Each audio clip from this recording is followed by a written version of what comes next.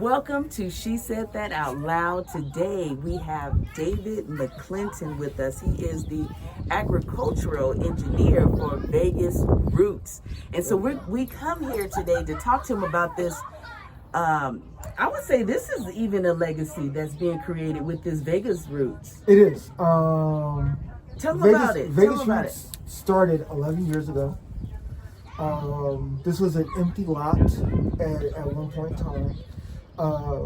My cousin's cousin asked her if she could do something with the lot. And she was like, I would love to do a community garden. And that was March 2010. So 11 years later, we have this oasis in the desert. When we started, we were the only community-based garden in Southern Nevada. Now we're one of several, but we're still the only urban-based garden in Las Vegas. You're not going to find anyone doing what we're doing in between Vegas proper and downtown. And so, so you guys have been doing this for 11 years, and you offer programs to the community. Right. We offer several different programs. One of the things we like to focus on is our Little Roots program. We do that quarterly. Children from the ages of 3 to 12 can come out and learn how to garden. And when kids learn to plant and they watch their plants grow and they turn into fruits or vegetables, they get excited about eating that. And that really just shows how just a little bit of encouragement and knowledge can change into a healthy lifestyle. And it teaches them how to value food. They can grow their own food. Right. And so have you noticed that they're growing this at home? Are they taking these lessons that they learned here, and do they grow at home? Or do they own any of these plots? Is that an option? We have 22 plots that we rent out. Right now, all of our plots we're maxed out. We have a waiting list for people when they come in and buy plots. I do not know if people are translating this to their home life. That'll be good to find out. But I think, honestly, with the lessons that we give in gardening, that people can take this and do this at home. It's not hard. It just takes a little bit of information, a little bit of patience, and a lot of love. Well, and I guess it's important to know when to plant certain foods. Yes. Everything won't grow just because we throw it into the ground. Everything has a season. So some plants and vegetables or fruits and vegetables grow better during the warmer months than the colder months. One of the things I wanted to see when I started here was, could I grow watermelons outside of the traditional watermelon season, which ends in August. So literally, I was growing watermelons up until November 12th, that late in the year, because the Vegas weather is so warm. Literally, I was able to sustain watermelons long after their supposed season had ended. And were they seeded watermelon? Nothing comes with no seeds. I always do seeds. My watermelon has seeds. Because I know, I think it was last year, I could not find any watermelon with seeds. And then finally, I found one grocery store, but I had to search far and wide for that. All my stuff has seeds. And seeds are important because that's how the next generation starts. The first watermelon I harvested, we named him Nathan. And Nathan was so sweet and so delicious. We saved his seeds. And now his seeds are growing in our greenhouse. So now Nathan has his own lineage. So in our greenhouse, I labeled those seeds Nathan melons. Just for the tradition of renaming things when they're, you become yours, taking the American standpoint. Oh, and I like how you guys, even though you don't have a yoga instructor right now, I like that you have that option. So you guys are looking for someone. Yeah, if someone is a yoga instructor, we can offer yoga classes. We have a great outdoor stage in our pavilion. We want people to come out and just experience life. You don't have to be in a group. We have a wide open field. We have picnic benches. You can come out on your lunch break or on a Saturday and just sit out and enjoy the garden. We have families out here now. They're just out here. Kids are running around and people are talking. It's a community. This is what it takes to build community. We need community to build community. And people are out here enjoying the community. You can garden or you can just relax. There's really no set structure for that. We also have a very robust volunteer program. People can come out and volunteer and learn how to garden and grow things on their own.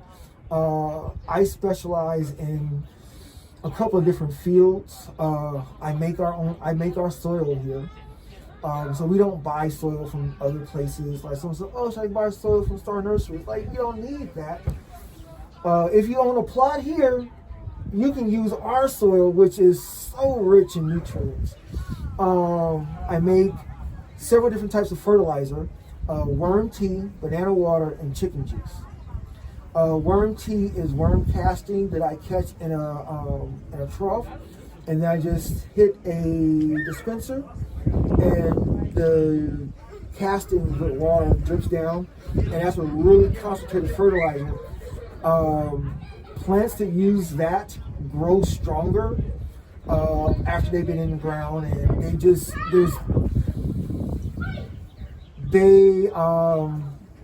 how can I say this? The color on them is amazing.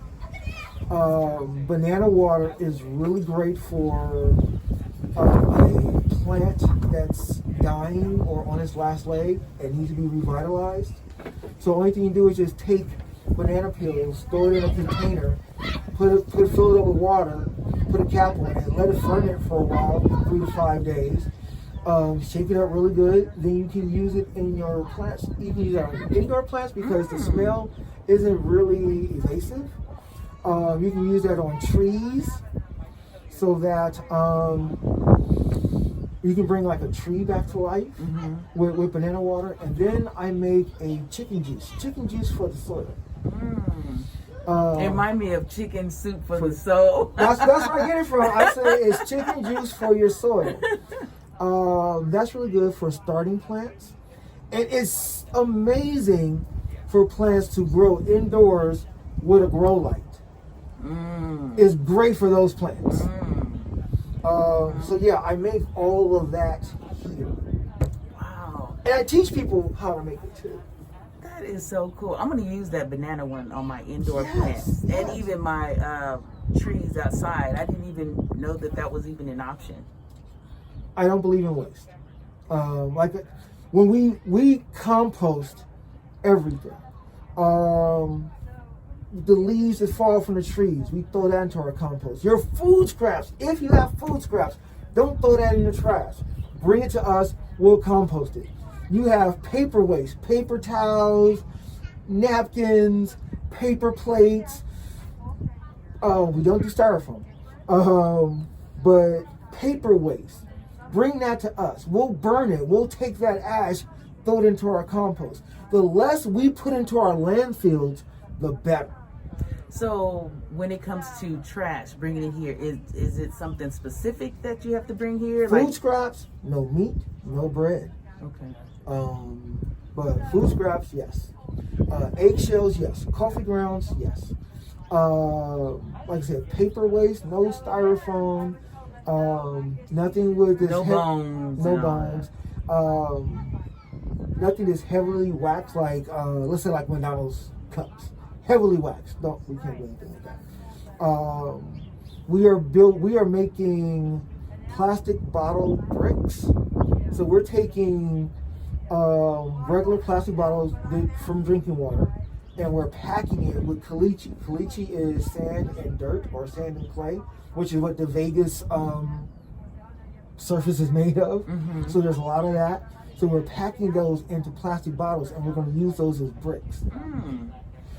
Plastic Brick construction is very popular in countries that don't have access to a lot of resources. So let's say that lumber is too expensive or cement blocks are too expensive. They're using plastic bottles to make bricks for their building material. We're gonna first thing we're gonna do is build a pizza oven with the plastic bricks. We're going to create our dome, build it up. We're then going to fire it up. It's going to melt. The fire is going to melt all the plastic into the caliche, locking it in super tight so none of it falls out. And then you have to fire up like maybe like 3 to 5 times. Fire it up, let it cool, fire it up, let it cool, get everything locked in. And caliche or sand conducts heat better than adobe. So it will be a pizza oven that'll cook pizzas more evenly and even faster. Wow, that's going to be unique. So how would someone get a hold of you if they wanted to come here and volunteer, or when the waiting list is open, get a plot? How would they get a hold of Vegas Roots? Want to give me a location? One, you can go to our website, vegasroots.org. 2, we're located at 715 North Tonopah. We're also Bonanza, in between MLK and Rancho. And we are open Tuesday through Saturday. Don't come on Monday and Sundays. I need a day off. No, we're open from 9 to 2. I invite people to come out. I give wonderful tours. We tour the entire property. I show you what's growing, how things are made. We start with looking over the plots. We go over the composting and that process. We then go over the worm. We go to the worming station where I have my earthworms growing and where I make my worm tea. Then we head out to the campground. We visit the outdoor kitchen, our fire pit. I mean, it's really great to come out and chill. When the sun goes down, have the fire going. It's a safe environment for that. You can have a beer, maybe 12, minutes. That's it right there. That's it right there, yeah. And then we can walk around. We'll show you the chicken juice and how I make that. Then we go out to the farm. You see what's actually growing out in our rows. It's a tasting experience. And you would never, ever, ever, ever taste food so fresh and so vibrant. The flavors are as vibrant as colors. Wow. I like the way you describe that. So I'm going to have to try some of this. I'm going to have to get some of this, these vegetables and everything and taste it. So I will show you a little bit of the garden. Bye, Erica. And see Mr. Jason. We'll show you a little bit of peek. Garden programs. These are garlics, spinach, carrots. So spinach doesn't do well in the spring. Spinach is one of the types of greens you really want to grow from the fall through the winter. So this is our brick dedication program. To run Vegas Roots, it takes money. And people always ask us, well, what can I do to help out? If you want to help out financially, you can buy one of these bricks. They're $35. You can come out and paint them yourself, or you can ask us to paint one for you, and we will then set it out here. These bricks were dedicated. Most of them were dedicated to us. This is my personal brick. This is my Star Trek fan group, the USS Windrunner. You can find us on Facebook. If you are a Star Trek fan and are you into cosplay, look us up. I'll love to recruit you, be a part of my crew. We're doing some exciting things. This is his brick too. He didn't put the sealer on, so they're just washing it away. That's what things started. But this is some of my soil. Look at this. Look how rich that is. This is made here. This isn't made anywhere else. You can't get this kind of soil from Star Nursery. Not saying there's anything wrong with Star Nursery, but I'm just saying this is what I make. This is my good stuff. This is chicken juice. So what I do is I get our soil from our composting pile. I take these eggshells, I throw the eggshells in there. Eggshells is really good for your soil. I want to put these gloves on. Then I will take, this is coffee grounds. Just get a handful of coffee grounds, throw in there. Mix that up really good and get a shovel. And then I add a little bit of chicken juice. Some good stuff here. And you just mix that in and your soil becomes incredible. Like I said, my stuff germinates within 3 to 7 days normally. But yeah, this is the process. This is the goal right here. So we primarily use hydrogen peroxide and white vinegar as a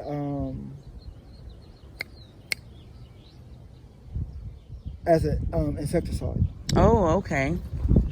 But no harsh chemicals like Roundup? No, nothing like that. Nothing Okay. like that. We're an organic garden.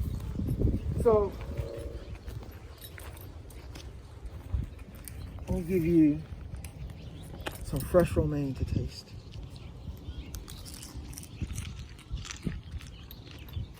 It tastes different than in the store. Completely different. It has a sharper taste. Flavor like color. Mm-hmm. Oh, you're gonna flip out of this. All right. I always ask people, what do they think these plants are? I would have thought that it was, I almost wanted to say mint. No one gets this. And you shouldn't, because you really wouldn't know what these are. Oh, okay. These are potatoes. Oh. So if someone bought a bag of potatoes to compost, I said, I'm not going to compost that. Give me those. I want to cut them up.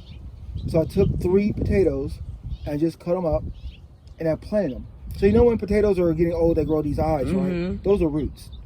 So I took 3, cut them up, planted them out, and they start to sprout these beautiful plants. So with these plants, what's going on is the cutting, the trimming, is now growing more roots. And at the end of those roots are potatoes. And they're growing underneath the soil. So these are small blue potatoes, blue jay potatoes. Once the top plant starts to die off like this one is, it lets you know that the potatoes are ready to be harvested. So that's a great sign and an easy way to figure out, oh yeah, they're ready. So see how this leaf is turning brown and over here, and we don't really have that much new growth. So they're almost ready.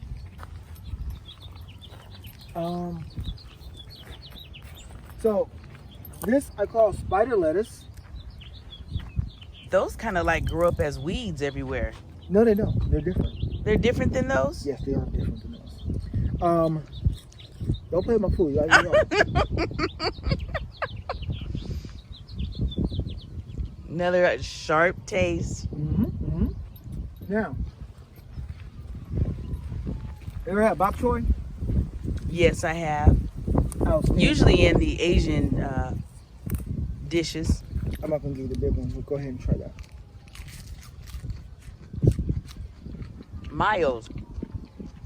Milder than those. Much milder. Now, I wish your viewers could experience this, but... Ooh, I like the way that looks. So this is I call it a purple mustard. It's a red mustard. I don't call it green because it's not green. These are big pieces. Hold on. Okay. This is an experience best shared. Best shared. Best shared. Now I know what I'm expecting. You don't, but you put the camera on you. I can't flip it around. Go ahead. I'll hold it. Watch this kick. Oh. Wait a minute. There you go. This is horseradish. No, it's not. Hold on. You recognize that flavor? Wasabi. It is wasabi. High five. Yes, girl, you got it. Wasabi. That chick is never late. Oh my goodness. That's wasabi. It's not wasabi. So, what you just experienced was spice without the heat. It's not hot, it's spicy. Wow. And you rarely have that opportunity to experience spice without heat. That was good. Right? Right? You can just add that to any salad or any dish and it'll just change it up. Flip it in a minute. Where did you find that? Where do you guys get those seeds? Amazon? Amazon? What's this right here? That's carrots. Oh, okay. So let me show you the broccoli. Okay. Because people don't get to see broccoli in the wild.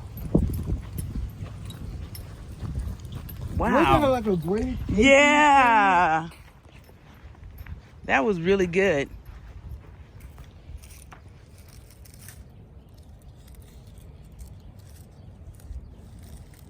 This is the red leaf lettuce. So it's getting warmer. So you can feel how Dry up that is. Mm-hmm. Just because this lettuce doesn't do well in hot months, in later seasons. Okay. But it's so good. Mm-hmm. That almost has like a nutty taste to it. It does. This is my spinach roll. Spinach. Mm-hmm.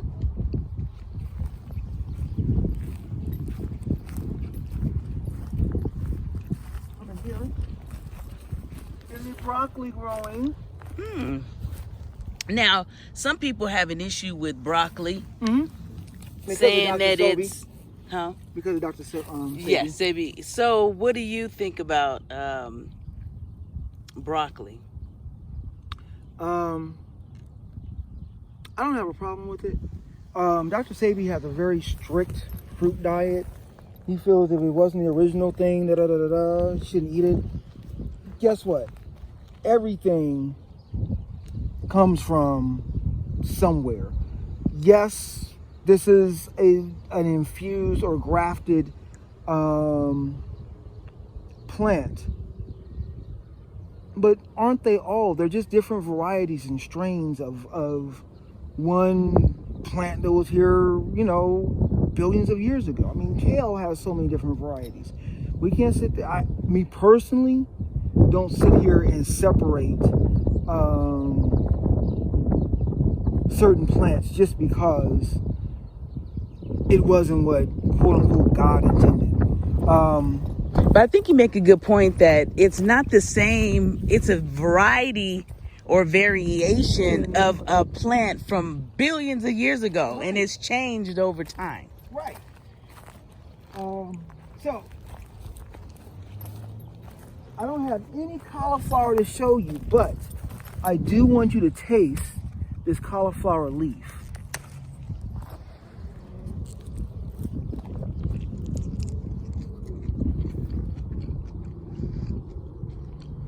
It tastes like cauliflower. It's supposed to taste like cauliflower. Cauliflower leaf. You can have the leaf if you don't have the cauliflower. You can eat the leaf. You can eat the leaf. Now, real quick, I need to show you my greenhouse. Okay. Right now, it is 92 degrees with 10% humidity. Let me explain to you what I'm growing. Over here are yellow watermelons. These are red watermelons. These are long watermelons. These are the Nathan melons right here. These are, again, round watermelons. Cantaloupe, zucchini, mustards, basil. Key lime is germinating right there. You can see the little sprout. I'm about to have some key limes out here. Down here, these are all my apples. I have them labeled.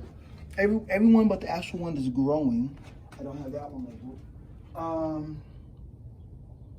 We have cucumbers and strawberries and peppers right here. This is cayenne pepper right here. This is celery from seeds. And these are stalks they cut. This one's not going to do well. Sometimes they live, sometimes they don't. That's the thing with gardening or farming. But you can just take a clipping of a celery. This is just the bottoms that you cut off. Put them in water and it'll regrow.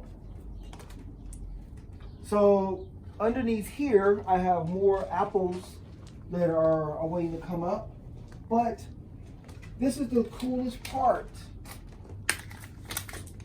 What do you think these are? Avocados? Avocados, yes, girl, you are batting 100 today. Yes, avocados. I have avocados germinated and hopefully will be growing in Vegas.